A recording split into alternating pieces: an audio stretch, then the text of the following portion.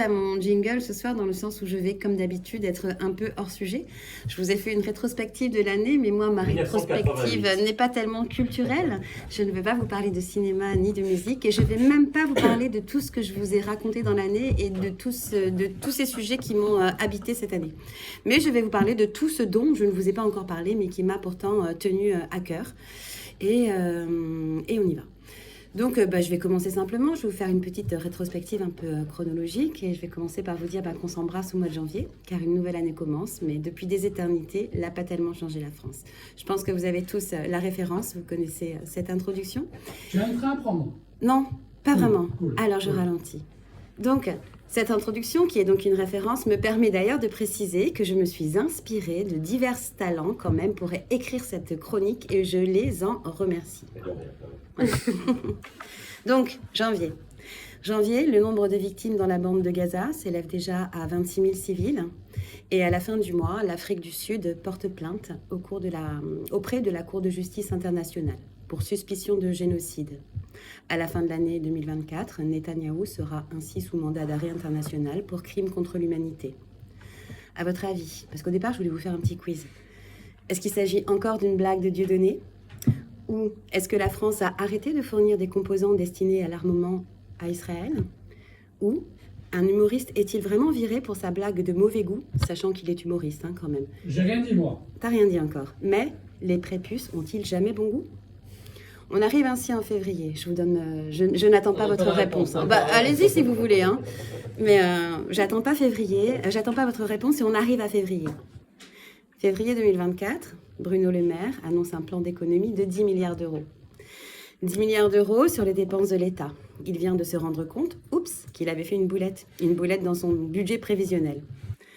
Bon, en même temps, ce qui est d'ailleurs une devise d'État, on lui découvre une passion pour le renflement brun.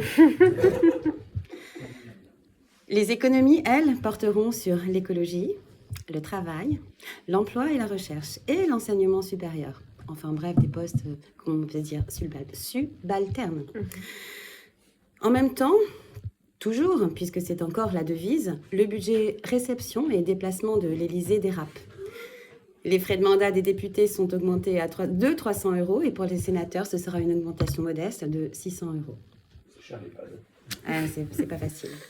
À votre avis, cette passion sans vaseline est-elle poétique, érotique ou emblématique de cette classe politique ? En tout cas, cette passion, nous, on la sent bien passer. Puis, Avec ou sans vaseline ? ça dépend. Arrive le mois de mars. Encore un mois de mars qui passera pas l'hiver. Les grandes fortunes françaises connaissent une augmentation de 5%. Le capital augmente, mais le nombre de milliardaires aussi. Bien aidé par la crise du Covid. On parle d'un impôt minimum mondial de 2%, et encore, ça ne fait pas l'unanimité, c'est-à-dire que ça n'est pas mis en place, alors qu'une infirmière libérale, par exemple, ou tout autre travailleur à son compte, est par exemple taxé à 60%. Sans vaseline encore. Avril 2024, en Iran, les patrouilles sont renforcées et augmentées pour contrôler le port obligatoire du voile, dans le cadre de cette loi qui est entrée en vigueur le 13 décembre. Là aussi, c'était un vendredi 13. Et cette loi prévoit de lourdes peines de prison, des amendes et des restrictions pour les femmes dévoilées. La flagellation, la peine de mort pour tout acte de résistance civile. Dans ton jean, on voit ton cul. Et alors, il est gras ? Non, c'est pas ça. Et alors, il est moche ? Non, c'est pas ça. Quand tu respires, on voit ta poitrine qui bouge. Ah, je suis vivante, et alors ? Si ton Dieu, il avait voulu, il m'aurait fait toute plate devant, toute plate derrière. Alors c'est sans doute très bien comme ça. Inspiré des goguettes, je vous recommande d'écouter. En mai, j'ai déménagé. Ça paraît pas important. Je renonce à mes rêves de 20 ans, ou peut-être même de toujours. Je renonce à l'argent qu'on me doit. Bref, j'apprends le renoncement.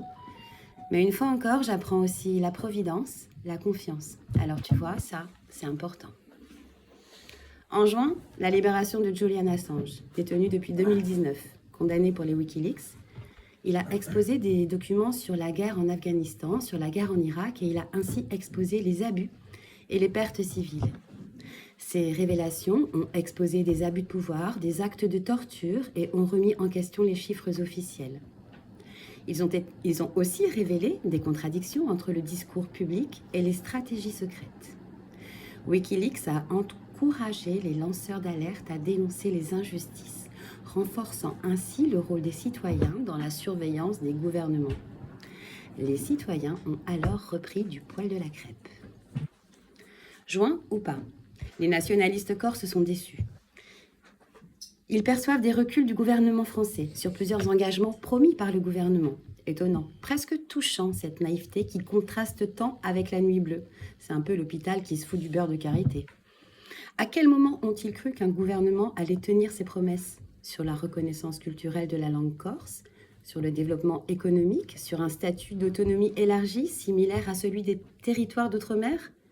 Quand on chasse le naturel, il revient au goulot. En juillet, je travaille à plein temps. Quand les autres vont se faire des balades, je suis toujours celle qui reste à quai. Et je ne sais pas encore que je serai remerciée. Quelque temps plus tard, sans préavis ni préambule, par un mail à 5h du matin avant ma prise de service. On casse pas des œufs sans faire de mouillettes. C'est la cerise qui fait déborder le vase. Les travaux du téléphérique ont débuté. Difficile d'en connaître le coût.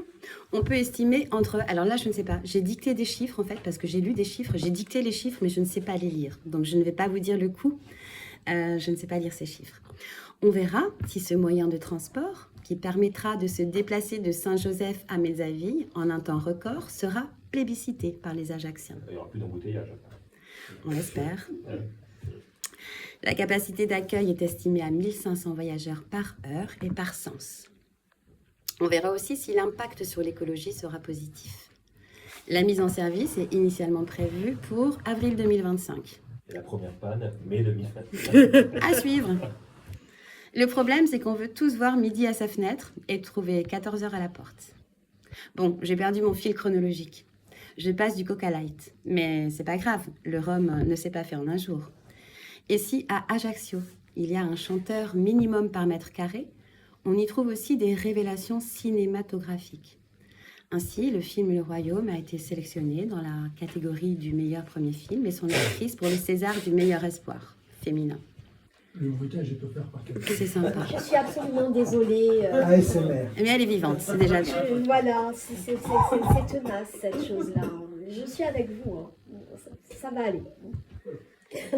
Alors, j'en arrive à dire que, je ne sais pas pourquoi, mais je parle de la part de marché des disquaires indépendants en France.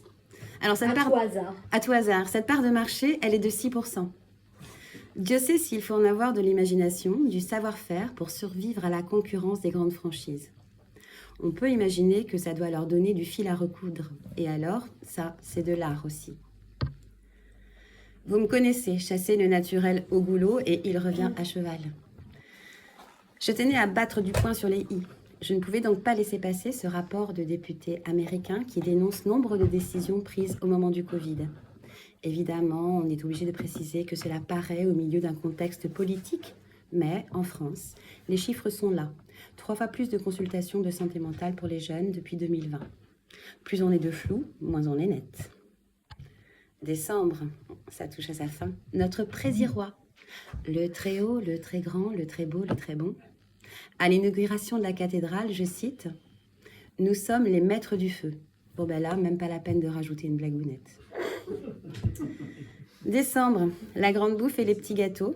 Et même si Renaud voulait les voir tous étouffés de dindons marrons, hier enfin, grands et petits, jeunes et vieux, se sont rassemblés dans une même ferveur et dans une grande émotion, nous rappelant peut-être l'origine et l'intention de cette grande fête dont le message est l'amour de son prochain. Et ça, c'est pas une blague. Joyeux Noël à tous. Joyeux Noël à toi aussi. Joyeux Noël. Moi, je me suis... Mais je t'ai trouvé un petit peu tout au long de ce chemin. Oui, oh bah oui, je n'ai fait que parler de ce qui m'habite d'une manière générale, de ce qui me préoccupe et de ce qui me tient à cœur.